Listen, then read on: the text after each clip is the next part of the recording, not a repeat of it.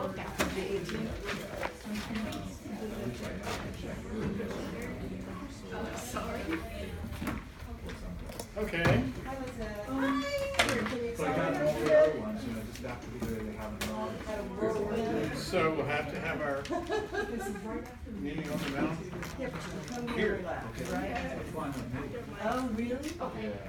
Well, we'll move the tables around. Thank you. We can do that, as long as they're back. Yeah. Yeah, I think this is time. Thank you. Yeah. Because I had a special meeting here of our leadership. We set all the tables up in the square, and then we've done like events where we put them in squares. I'm alright.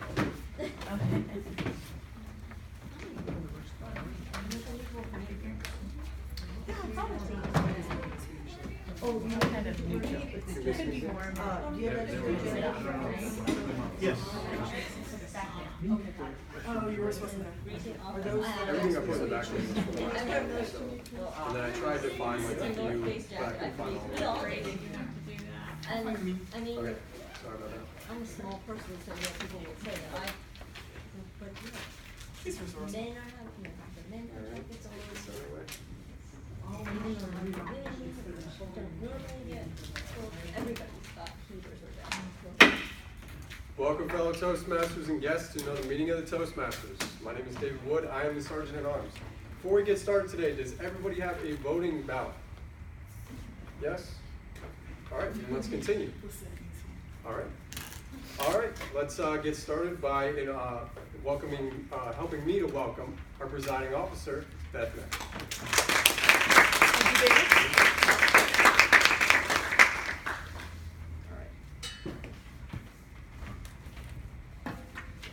This is my last meeting as your president, as your club president, and by now I finally know the order of the meeting. I told you about last September that I should have it down by June, and yes, I do know it by June. I did want to let everyone know that we had our leaders meeting. We usually meet or have met for this past year on the first Monday of the month every month to make sure that we're planning activities and keeping the club on track. And every single outgoing officer and every single incoming officer was at the meeting. Everybody was there. And the existing leaders and the new leaders are very clearly very committed to the success of this club. So a hand for the outgoing officers and a hand for the incoming officers.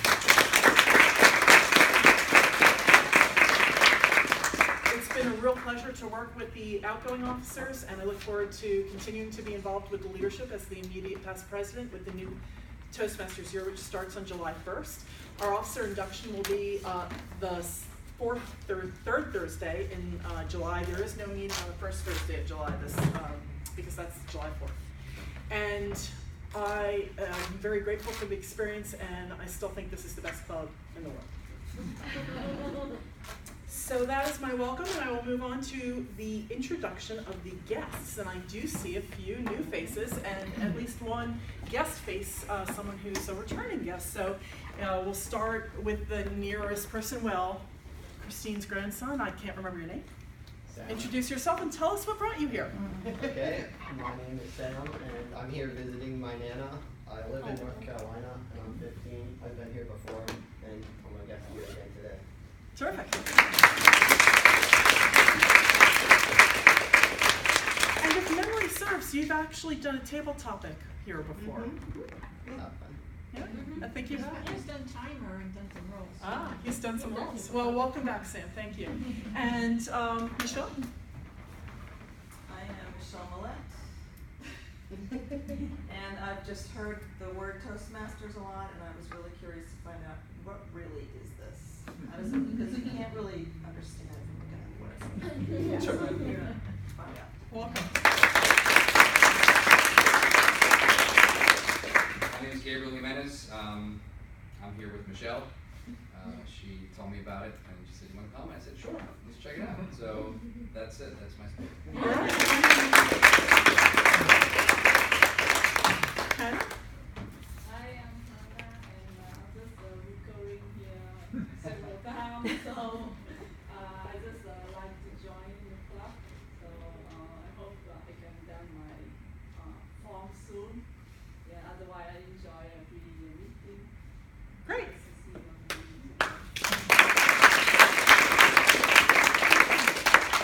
Dayani? Yes. I'm Diane. I came in and moved. I have never heard about this Toastmaster club before. She's the one who taught me about this club, so I'm so happy to be here. Great, welcome.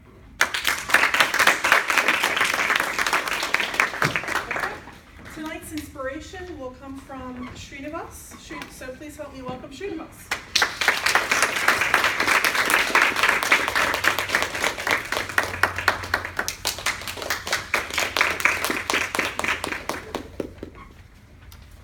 Good evening.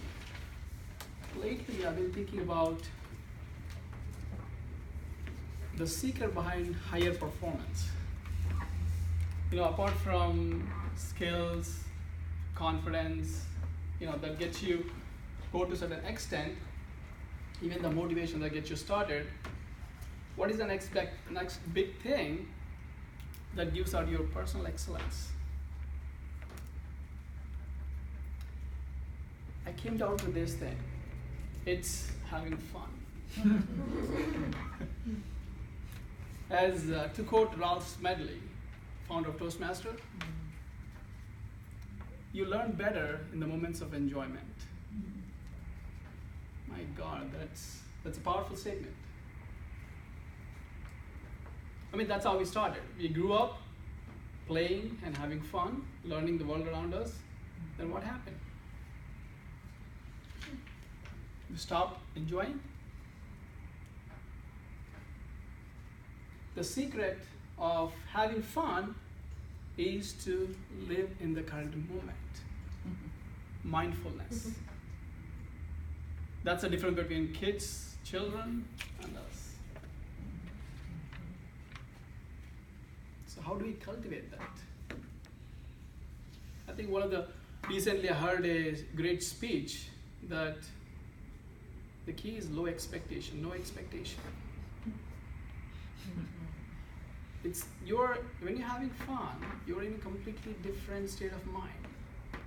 There is no good or bad, there is no better or worse, no thoughts of my continuous measurement of your current performance, which I sometimes do, making you feel awkward. So that's the key. So when you're in that state of mind, naturally you're at best. So let's have fun.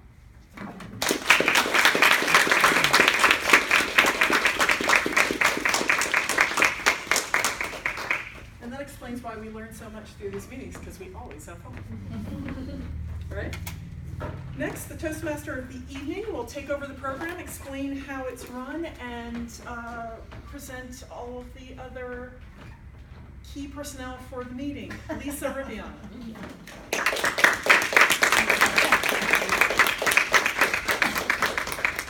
Well, thank you for that inspiration, Srinivas, because where are you? Oh, there you are. I'm here to have fun. So here we go. Welcome, and thank you for having me as the Toastmaster tonight. I am going to be your hostess tonight. I'm trying to keep the meeting on time. So if I turn around and look at the clock, you know why. It's not that I'm impatient, I'm just trying to keep it moving. And there are three main parts to our Toastmasters meeting. There's the prepared speech session, and everyone tonight, we have 3 speakers tonight, and everyone here is to speak between 5 and 7 minutes. Then we have the table topic session, where in fact, I'm the table topic master today, so yay, I get to set that. And I'll give you a subject matter, and you just speak for 1 or 2 minutes off the top of your head. And then we all enjoy it. That's my favorite time, along with the prepared speeches. After that, we have the evaluators, and I was explaining to Michelle that our evaluators come up and evaluate the speakers. We have 3 votes. We will vote on the speaker, the table topic, and the evaluator. And that is what your voting sheet is for. But we cannot do this meeting without all our helpers. And thank you so much for signing up the last minute too, a lot of you, and coming up and belling up to the bar here and saying, yes, I am going to participate. So today, the first helper will be the grammarian, and that's Christine. Could you please tell us about the grammarian? Yes, I will be listening for proper use of the English language and also any creative use of language, also listening for the word of the day. Speaking of the word of the day, that would be Larry. Please explain that to us, Larry. The idea of the word of the day is to come up with a word that we can insert into our vocabulary, one that may or may not be common usage. And then the grammarian will be counting how many times each person, if they do, uses the word of the day. So the word of the day today is rapport, a close and harmonious relationship in which people or groups understanding each other's feelings or ideas and communicate well. A usage of that would be good rapport is the key to a good relationship.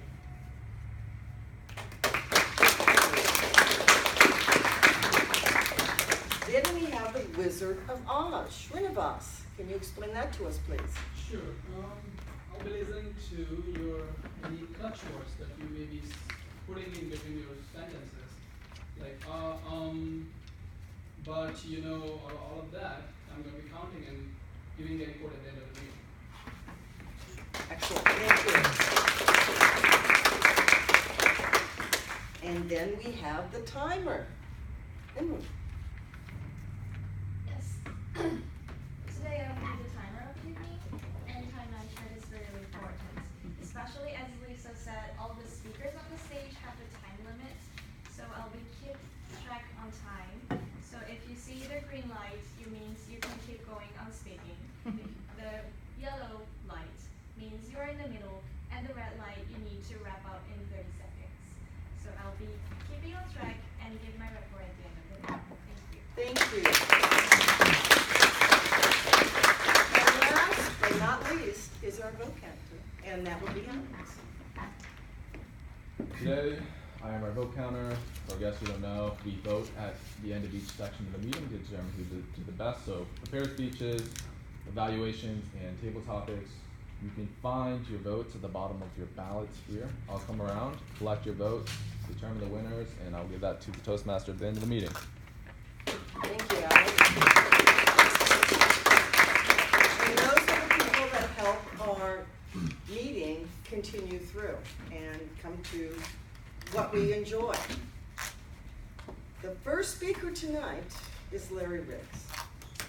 He's talking from the Pathways Effective Coaching, L3. Make connections through networking. This will be 5 to 7 minutes. His speech title is All Things Being Equal, People Want to Do Business with Friends. Effective networking is about developing relationships. If you want solid connections, you have to invest in people, not chase them. If you want to pet a cat, you have to get the cat to come to you. If you chase the cat, you probably will not catch it.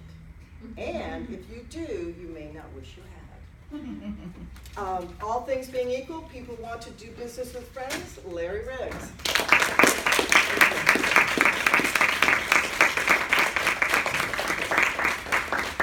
I'm a facer, so I don't want to trip. This was actually a pretty easy speech for me to put together because networking is what I do. It's part of my business. It's very important to understand, especially as we want to grow our club, as a matter of fact, that we need to network with people. We need to invest in them. We need to find out what their needs are, what we can do to help serve them. And in doing this project, one of the assignments is, as a matter of fact, the core assignment is to go to a networking event and network with purpose, find out what it is I'm supposed to be doing, and accomplish those goals.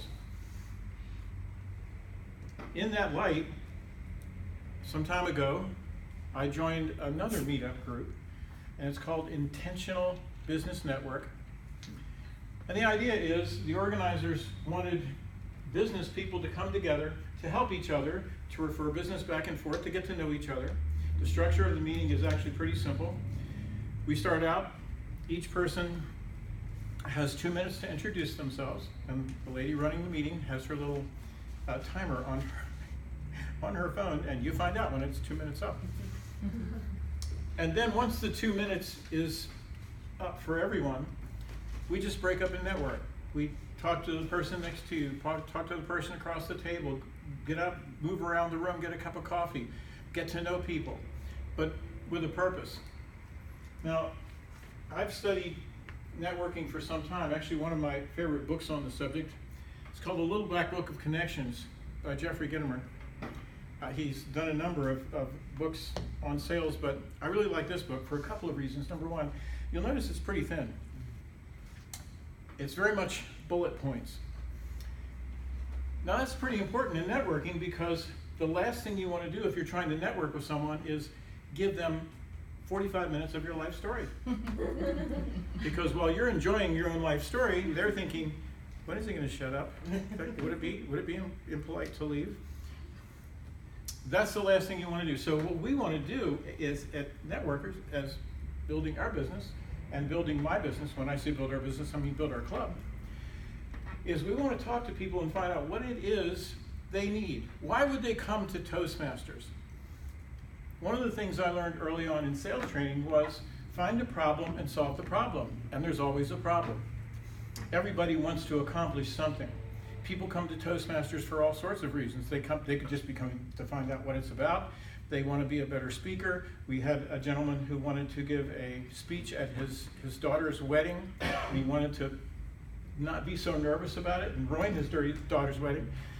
So there's always a reason why. What we try to do is look for the reason there and offer people the solution. Gary Vaynerchuk has written several books. One of the ones that he wrote is called Jab, Jab, Jab, Right Hook. And the metaphor is give, give, give, and then ask for business. Because if you go for the business first, you're going to put a lot of people off.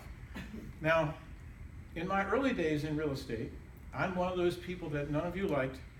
I used to get what's called a cross-reference directory and cold call. Now, I got business that way, but I'll tell you, I may have had to make 150 to 200 calls to get an appointment or two. And sooner or later, I would find somebody that actually did want to sell their house. Now, truth of the matter is, because I'm sure none of you would have been this way, probably in all the hundreds of cold calls I made, though, I bet I didn't have 3 or 4 nasty reactions. A few hang-ups, but really wasn't as bad as sometimes people make it out to be. Neither is networking. So let's go back to the bullet point issue. Think about this in terms of our table topics for our guests. You'll find out soon what that is. When you get a table topic, you have 2 minutes to speak. Well, 2 minutes and 30 seconds if you take the whole time. So you have to get to the point quickly. One of the things that this trains people to do is to have that, what we call elevator speech. Or even the 5 to 7 minute speech, because I'm going to be honest with you, normally when I'm in front of this room, like the other night, I speak for 3 hours. So 5 to 7 minutes, that's tough for me. Now, who do we network with? So I picked this group, Intentional Business Network, because they're business people. Business people like to do business with business people. They're more influential. Seth Godin wrote a book called Unleashing the Idea Virus. And what he said was, if you want to spread a virus, infect the sneezers. If you want to spread an idea, get the idea out to influential people. So tomorrow, as a matter of fact, it just so happens I got invited to speak to this group. And tomorrow, of course, I'm going to say, hi, I'm Larry Riggs, Century 21 Redbird Realty. But then the topic of my speech is Toastmasters. Because I want to go, well, I am the incoming VP of membership, but I want to go and offer them something. If I'm going to ask them for referrals for my business, I should bring something of value first. Remember the jab, jab, jab, right hook? Or the cat analogy, get the cat to come to you. I don't know if any of you are Game of Thrones fans, but if you remember, that was Arya's assignment, chase the cat. She was supposed to learn something from that. I don't recall that she ever caught the cat. And as I said before, if you do catch the cat, it may be an unpleasant experience for you. And kind of the same thing if you try to force sales onto people, or force business or ideas onto people. You want to give them an idea of, this is why, in this case, Toastmasters will benefit you. This is what it has to offer you. Not that I want you to join the club. I want you to be able to improve your life, and here's how you can do it. And that is making connections.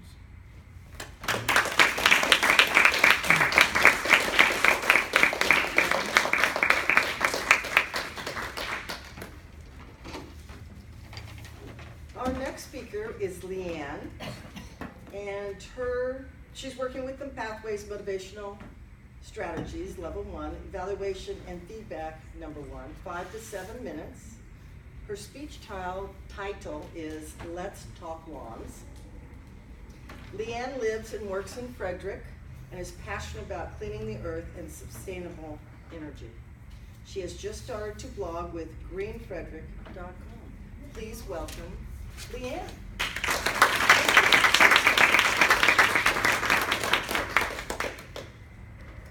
Good evening, fellow Toastmasters guests. Did you know that the lawn is the #1 most irrigated crop in America? The lawn is the #1 most irrigated crop in America. In some municipalities, 40 to 60% of our clean drinking water is used on lawns. 40 to 60%. It wasn't always like this. I remember picking dandelions for my mom when I was a child.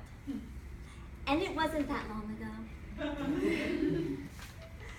I remember all the clover, and you had to be really careful running around in your bare feet so you, didn't step on any bees.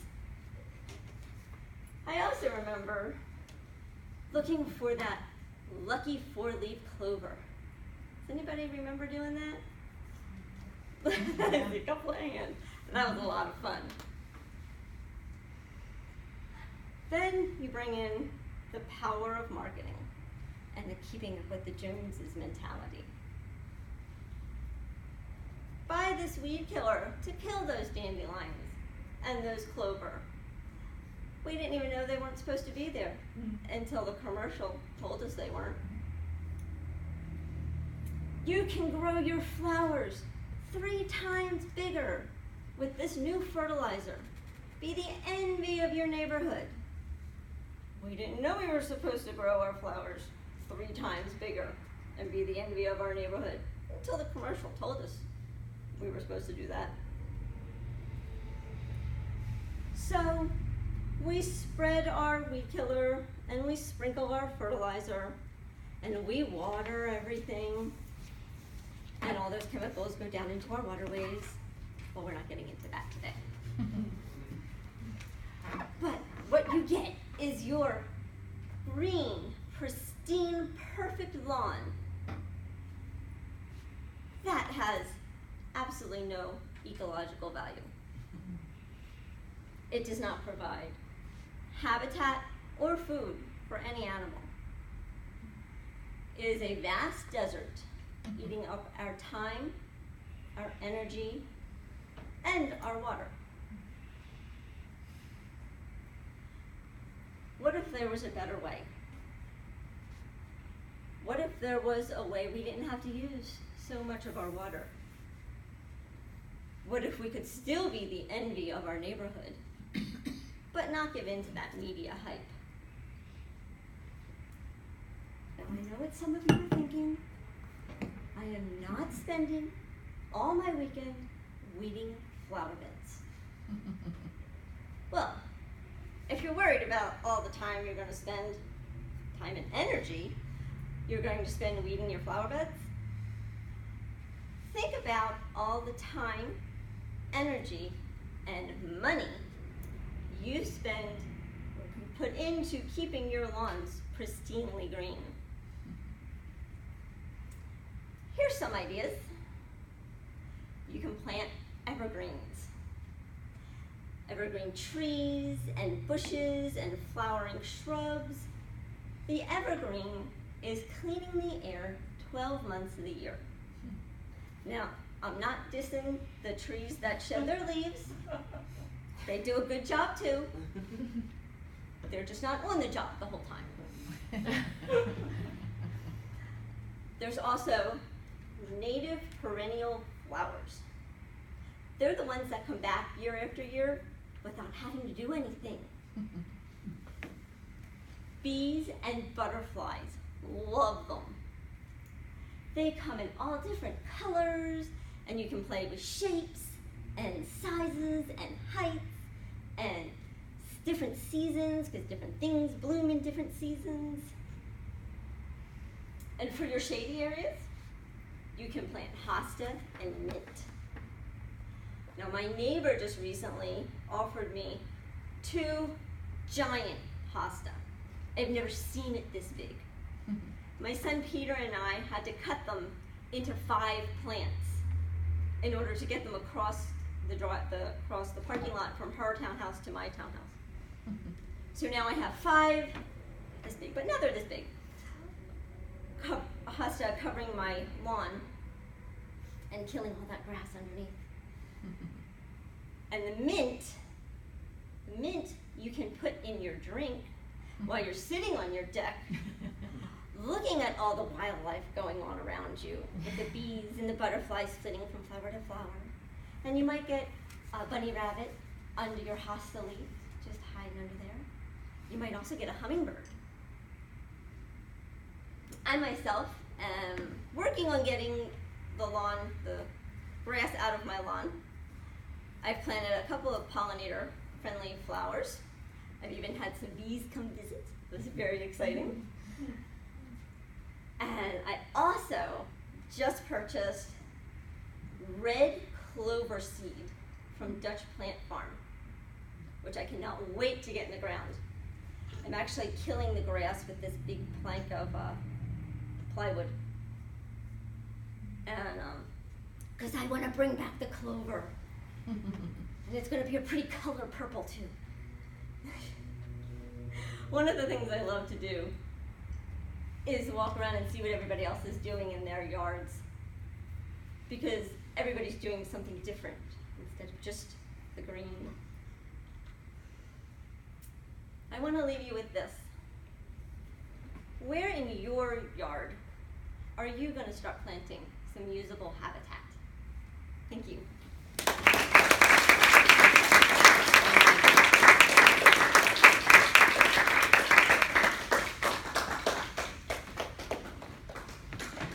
Thank you, Leanne.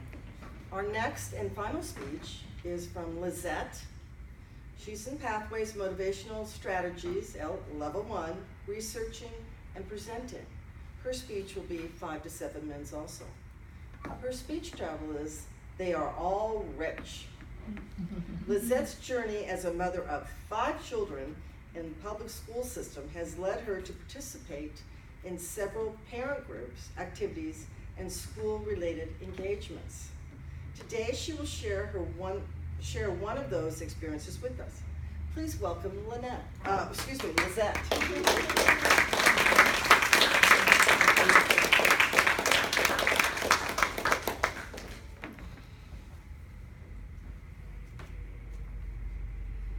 All white people are rich. Yeah, right. That is one of the assumptions, one of the beliefs that I had until I was in my early 20s. We all make assumptions. I think it's a natural thing for us to make assumptions right off the bat. coming from El Salvador when I was 10, I had a lifestyle very different to what I found here. The people that I encountered, the white people that I encountered, seemed to have money, seemed to do these things that I did not do in my day-to-day life. So my assumption was, oh, these white people are rich. Now, that, living in the Bronx, in Bronx, New York, that was something that I saw. The people that I dealt with that were white were teachers and lived somewhere else in another part of town. None of them lived where I lived. Now, when I was in my early 20s, I had children who started going to Montgomery County Public Schools. And I started going to the school, and they invited me to this group called study circles. And they said, study circles, it will be great to have you, come join us. I wasn't sure what study circles was. Study circles sounds like something to go study something, and I wasn't sure that I was up for all that. But it was not what it sounds like. Study circles was a group of parents that at the time we were kind of like the test monkeys for this study circles. But basically what it was a group of people that came together for the purpose of talking about things that make us uncomfortable. In this case, it was race. So I said, okay, I'll join. Study circles had a couple of rules, ground rules. It was supposed to be a safe space for us to share and go deeper into our race issues. So one of them was we had to commit to be at every meeting, and it was several meetings. Another one was we had a facilitator so that the conversation could be a productive conversation. And so we did. We had a very diverse group of parents. We had an administrator, and the goal was to get us to talk about those uneasy topics, and also to understand each other so that we could help in the school, and we could be more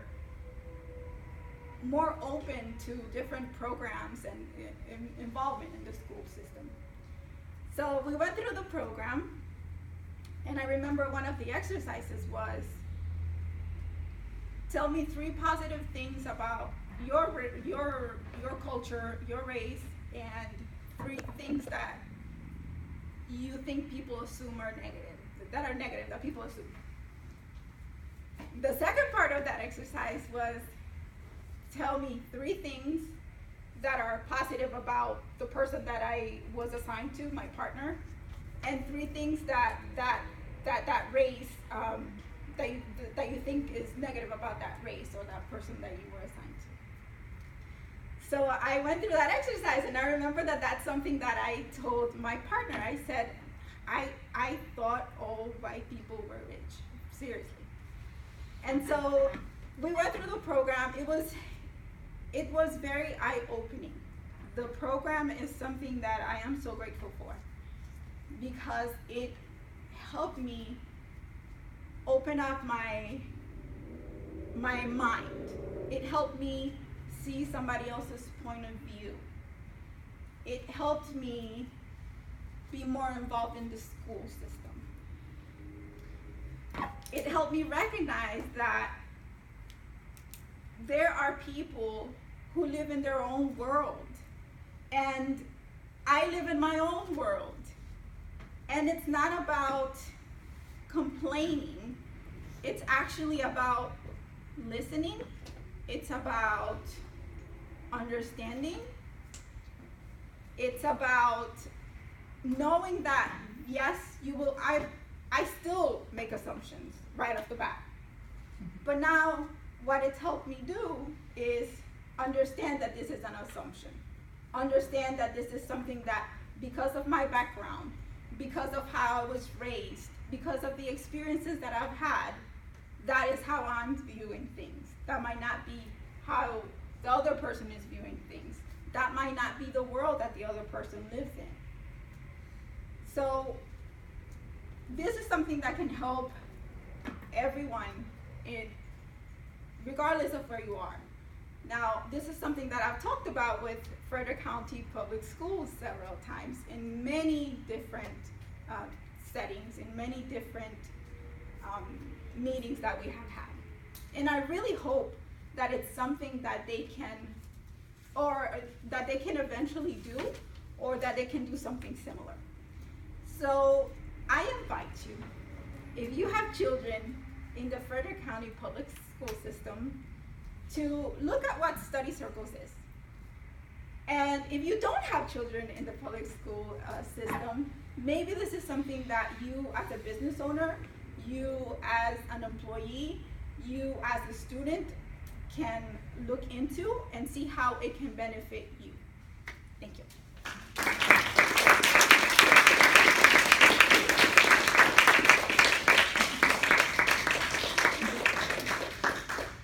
Wow, we had some really good speeches here. It's going to be difficult, but we have to vote for one. So you can tear off your ballot for the best speaker. Larry was the first one, Leanne the second, and Seth the third. So please vote. And I think we have one up here, but I don't know where the... It's here. Oh, okay. I was going to take it back and then pass it back. Can you pass it? Yes.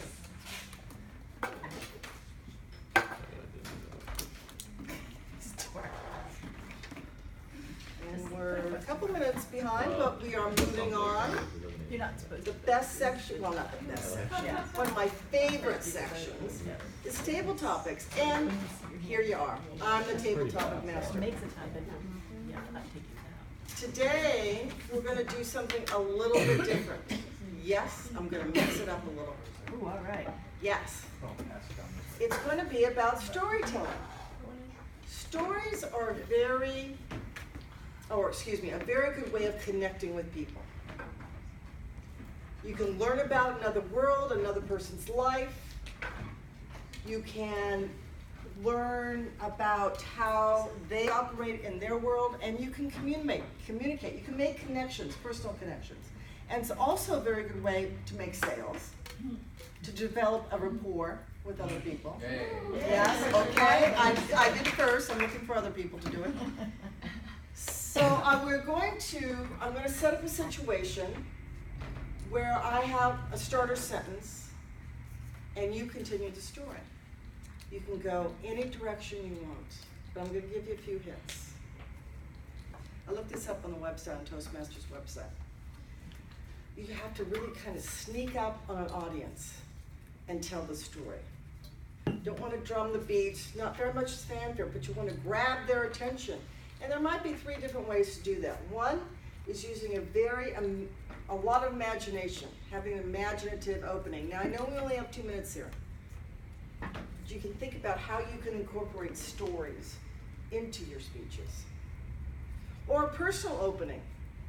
It's going to be something about you. People like to relate to you. It's like you're opening up, and again, developing a rapport with people. Or you can ask a rhetorical question. They can be silly, or they can be serious. But that also gets people. So here we go. One day I learned that. ... I want someone to make a story about that for 2 minutes. Let me repeat that. One day I learned that. Are there any volunteers? Okay, Bakari, come on.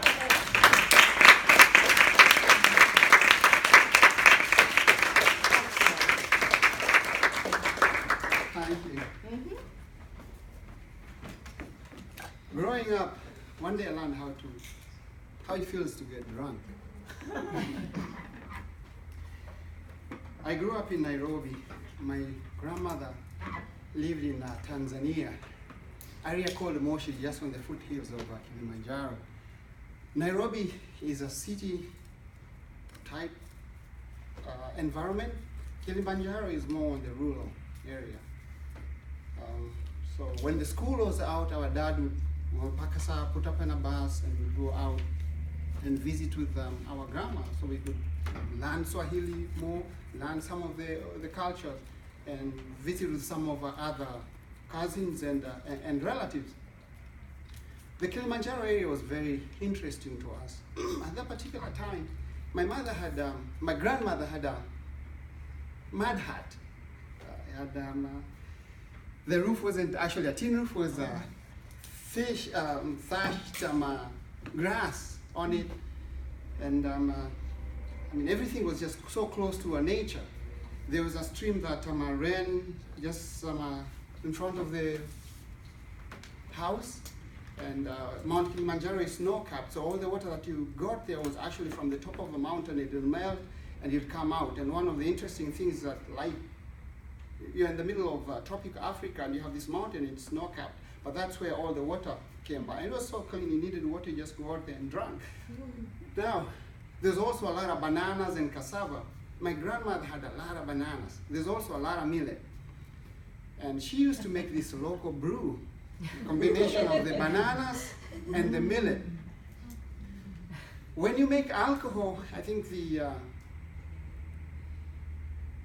bacteria or the yeast, they get excited about having the sugar there. At a certain stage of the alcohol process, this particular drink was called mbege, but it's a local brew, and it's some kind of a local beer. And it gets sweet, and then it gets sour. When it gets sweet, grandma will give us to drink it. So we kind of had way too much of that particular drink, and I had never had the experience of getting drunk. So we had so much of this drink, and we were walking around, and I'm telling my grandma, the ground seems to be moving, and I can't seem to keep my balance all over the place. And my grandma, she didn't explain anything, she just go ahead and take a nap, you'll be okay. And that's how I found out how I feel to get drunk. Never gotten drunk since.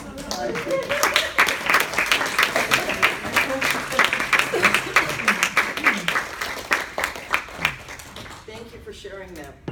Again, one day I learned that. Any other volunteers?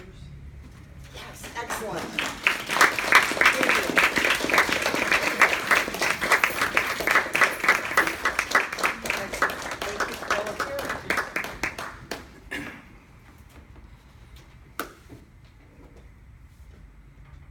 One day I learned that everything that happens in a relationship happens in dance position. I've been a ballroom dancer for 20 years. I've been a teacher for that same amount of time. And as I've spent time working with couples, one of the things that I've always focused on is partnership. And very often couples would come in to learn to dance, but I would end up finding that I'd have to do a lot of counseling through the teaching process. So let me talk about real briefly on what that looks like when I say everything that happens in a relationship happens in dance position. Most of us have been or are in some kind of relationship or another. Mixed messages. Anybody experience mixed messages? Stepping on each other's toes, bumping into each other. How about who's leading and who's following? How about which space is your space and which space is my space? And when should I be in my space, or should you not be in your space? These are literal questions that I actually experience people asking. That day, I learned that really the goal in teaching people to dance and teaching people to experience partnership wasn't to get them to learn how to do 1, 2, 3, 4, slow, slow, quick, quick. It was to get them to and encourage them to get to the end of the song. They don't necessarily have to be dancing to the music. Some people are rhythmically challenged. Some people aren't. The goal was if I can get someone to dance, two people to dance together while the music is playing, and they're experiencing all those little things in partnership, then I think they hit it. So thank you. Thank you.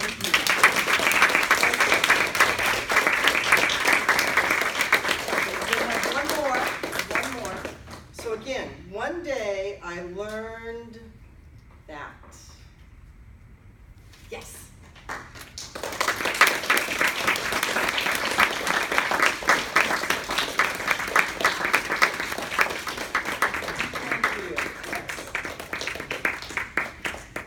It's been a while since I came here out to speak, so I said, okay, this is an opportunity.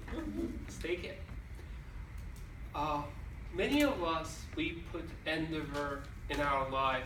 We do things, we work hard in our lives, and we end up with results that is probably not we wanted. And that's something that has happened to me quite a few times. One day I realized that I should get to a point that that the results of that what happens to me is just the results of my personal actions, not other people's decisions. Many of us, things happen to us, and the main reason was miscommunication between you and someone who probably didn't spend enough time to understand your perspective, or didn't want to, or was just not involved enough. That's why I'm really trying to get to a point that no one can make decisions for me, and I be in full control of my decisions and fully responsible of my decisions.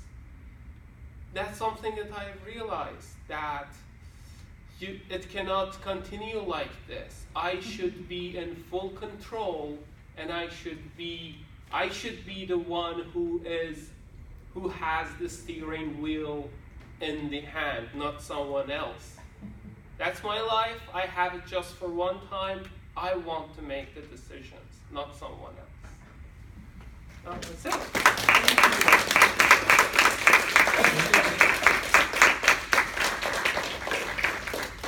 Some great sharing, some great thoughts. So now you need to tear off the section that says best table topic speaker.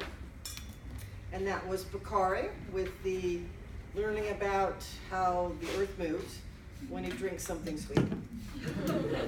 Gabriel and his dancing, and Parsa with making his own decisions. Yes, there you go. So please write that down. I'm missing, oh, here it is. Here we go.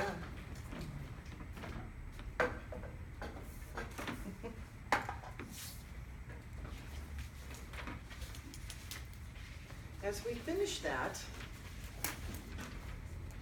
we're moving on to our third section of evaluator, and tonight our general, thank you, evaluator is David Wood. Please welcome David Wood.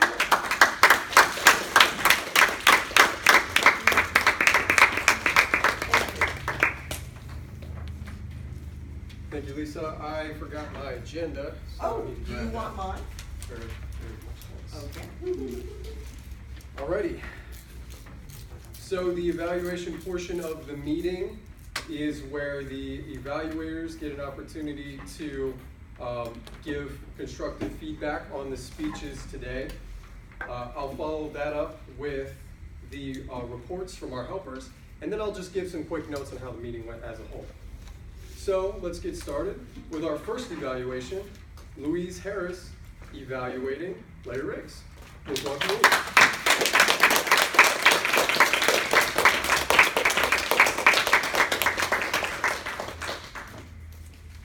Larry, you taught us a lot about how to meet people in networking. It's something that you talk about a lot in your speeches, but this is more intense. We got to know a lot about it. And your goal tonight was to make sure that you talked about a personal strategy, which you did. You talked about, I love the way you said, and we don't want you to talk for 45 minutes about your life story. Nobody wants to hear that. That was perfect. And then you talked about instead, have your elevator speech. And then later on in the end, you bring something in return. And you tied those three things in across your whole speech. That was really good. I liked that. That was the strategy. I got that out of it. The other purpose of the speech was to bring your own personal experiences, and you did that too, really well. You talked about how you did cold calls, and boy, we can all remember those days when we just, like there wasn't caller ID, so we had to answer the phone. It could be somebody we know, right? It could be the principal from the school, but so we had to answer the phone. So we know that couldn't have been easy for you and your job, and we're so glad you don't do it anymore. But, that was good, and you talked about how that relates to networking, how that's important to be able to get business to business instead of just doing the cold calls and having a way to do that. So that was good. I liked everything.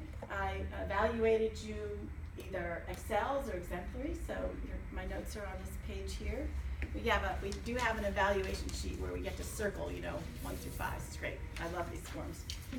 They're very useful. But I have to also tell them what he excelled at. And you excelled at explaining why connections are important at the very beginning of the speech. You fed into that at the beginning. Like, this is important, and we wanted to listen.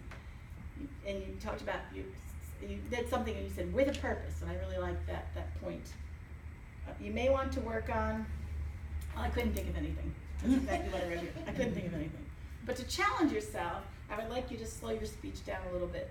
When you said, I'm going to, that's the way it sounded. Like you said, that's how you introduce yourself. I know you don't introduce yourself that fast. So sometimes people in the pack can't hear. So that's the only thing I challenge you on. And it was a great speech. Thank you, Larry.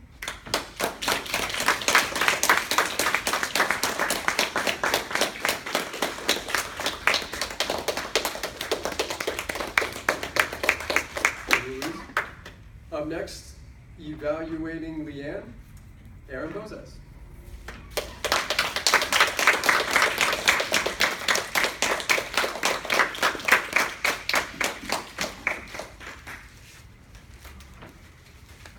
So I am evaluating Leanne. She is doing Pathway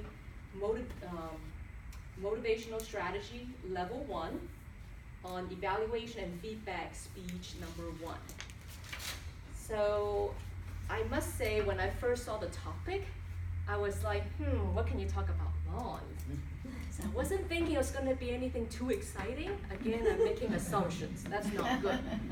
But first, I must acknowledge that she really did her homework, because she even came up to me and told me what she wanted me to pay attention to. So that really gave me a purpose, not only to evaluate your speech in general, but also to focus on the things that you really want to see if you achieved it or not. So I will focus on first those 2 things that she wanted me to pay attention to. One is that she wanted to make sure that because oftentimes she is a passionate person with environmental issues. And she wanted to make sure that the speech does not come across like oftentimes very, guilt-inducing and just have this negative vibe about how people are not doing the right thing in this world. And I must say that you really did it very well, because not only that you not preaching, you really use personal stories from when you were younger, what happened, and also what you do currently. And that really built rapport with people about, that people can identify, can relate. So that makes it more convincing, but not pointing fingers. So that was really good. I really did not sense any kind of guilt tripping or, reprimanding people for what they're not doing well. Second thing she really wanted me to focus on was that if she should include a visual aid, because as I might assume that you will do a similar speech again the next time, because this is the evaluation speech number 1. And I must say, you did such a great job. It was well structured, it was very clear, that you really took us on a journey. Like, we were able to follow you the whole time. That I don't necessarily think that it's necessary to have a visual aid, because you painted the picture very well. And however, I would challenge you is that you could challenge yourself to do a visual one, but I think that the format will be a little bit different. What I mean by that is perhaps visual aids showing different kind of lawns to kind of got people like, wow, what kind of difference. But again, because you were so vivid with your description, it generated in our mind, what you're talking about.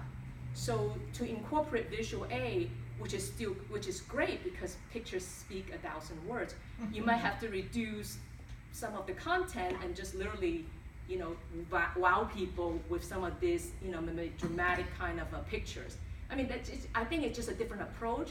I don't necessarily think that you do need to have visual aid for this well-prepared speech. Really, I really think that was a great speech, good voice, good pace, good gesture. I love that, you make pauses. I love how you use different voices, when you're talking about the commercial, how the commercial show was trying to sell certain things, and then you go the other way. I just felt it was very animated. It kept us all interested and engaged, even though on the topic on lawns, and I was really very much engaged in it. I wouldn't say it's anything bad about this. The only thing is, because you did such a good job with the speech, that I just felt at the end it was a little bit abrupt. It's almost like I want to keep, I was like listening and see what's next. It just seems like to me that the ending kind of came quite short and sudden. So maybe I would challenge you next time, instead of 1 or 2 lines of what you want people to think about or do, maybe slowly segue into that, from all that wonderful information, to gradually wind us down, versus a sudden, it's almost like I'm eating this great dessert and then they just took it away. It's like, I want more, so that's the only thing I can think of that you can maybe do a little bit differently next time.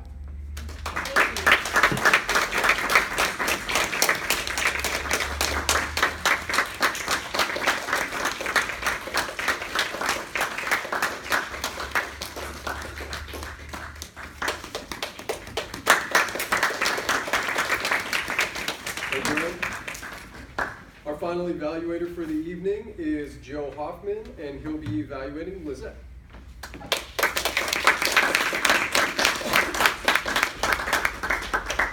Lizette, this speech was a researcher topic speech. It's the last one of the project. I mean, for the level 1. Pardon? Of the first level, yes. The purpose of it was to practice and review research methods, and then use that material to present a well-researched topic. First level, first speech. Oh, because that's not what you gave me. So it's one that can be on anything. Oh, okay. Well, it's hard to evaluate. Well, okay. Well, that changes some of one of the things for improvement. That I didn't realize. So this is your icebreaker, or the first evaluation. Yeah, I thought I put that down. I'm just going by what it says on here. Okay, let me move on. I'll thank you for that correction. Okay, so let me start off. Well, as I remember, you heard some of the past things about the second speech. It's supposed to be about you give a speech on any topic, and then you basically get the feedback from that, and then use it in a second speech on any topic. Doesn't have to be the same one, but just use that feedback. So let me first say, great title. And the way you started it off by sort of knocking our socks off and just not said they're all rich, it's all white people are rich. So it started off with a little humor, focused the topic of what you're going to talk about, and then what I really liked was the lesson you learned from that, the misconception that you had, and then the experience that you had from childhood and how it changed with your own personal experience with your own kids. So it was a great topic. And if you pick a next speech on a similar topic, you're going to do just as well. It was really well constructed story. I liked the way it followed along. Everyone could follow along with it. Even though you probably were nervous, because obviously you gave me the wrong piece of paper, so it showed you were a little nervous, but you smiled, which helps you connect with the audience. So your smile, no matter what you said, didn't matter. You were smiling, telling a great story, and everyone was listening. So that's what you have to do to have a successful speech every time. You had notes up here, but you didn't use them. Another great thing. You had cards, you were prepared, but you didn't use them because you knew your story, and you had it well in your mind. I think and the suggestion you might want to work on was using hands to support the story. So you did a lot of hand motion, but one thing I will say, when you're feeling really nervous, come back here because that seemed to be where you're most comfortable. And then when your hands were out here, they really weren't supporting any of the story you're doing, they're just sort of waving around to release energy. So just keep that in mind, it's not real important, the story is important. I did, and I guess to remember is well, since this last one doesn't apply then, I'll have to change that. But overall, I thought what you did exemplary was your eye contact. You looked at everyone throughout the whole time. I really didn't see, because you didn't really, look at your notes. The other thing you did really well, I thought your language, your spoken language was really clear. So if you felt like you were mumbling, you didn't. And you appeared very comfortable with the audience, and you gauged the audience because of your smile and telling a great story. Other things you did okay on. But those were the things I really noticed. So overall, I think you did a great job, a well-constructed story, well told, good topic. And then the one thing you could probably do a little better on is just use your hands more to support the story, or just relax, do different things that are not just doing this. No one does that really well. It's hard to do. We all want to speak like Italians. But great job. Thank you.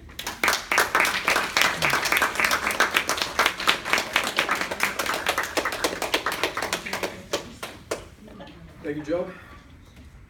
Let's move into our helpers reports. After we do the voting. Thank you.